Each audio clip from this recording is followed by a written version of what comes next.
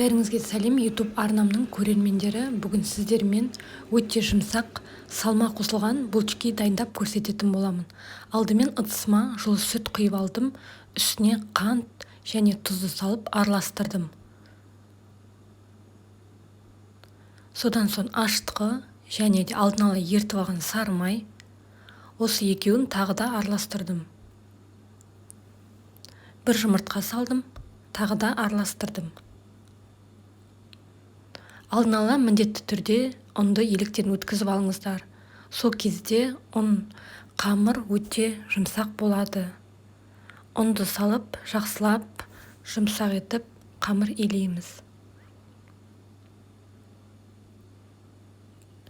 Міне қамырым да дайын болды. Енді бетін жауып тындырамын. 1 сағаттай көлемдей уақыт өткен соң қамырды алып, ұнға аздап аунатып, ортасынан бөліп, бірнеше бөліктерге бөліп алдым.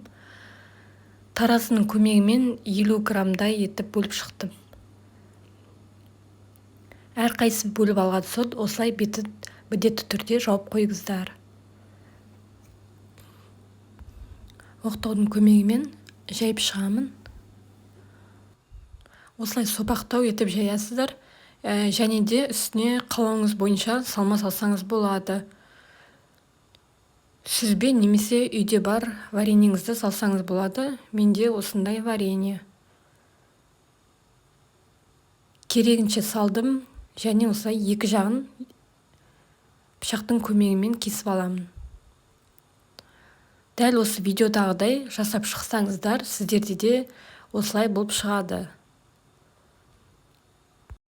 Енді қалған қамырдың барлық бөлігін дәл солай дайындап шығамын.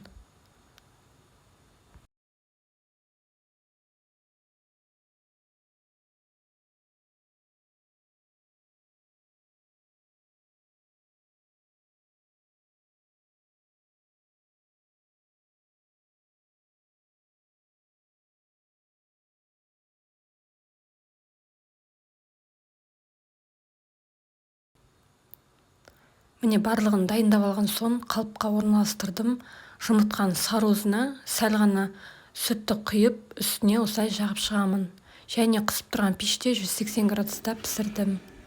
Міне булкелер өте жұмсақ болып шықты, әрі өте дәмді. Үстіне қалауыңыз бойынша осылай қант ұнтағын сеуіп шықсаңыз болады. Видеоны соңына дейін көріп шыққандарыңыз үшін көп рахмет. Міндетті түрде өздеріңізге сақтап алыңыздар.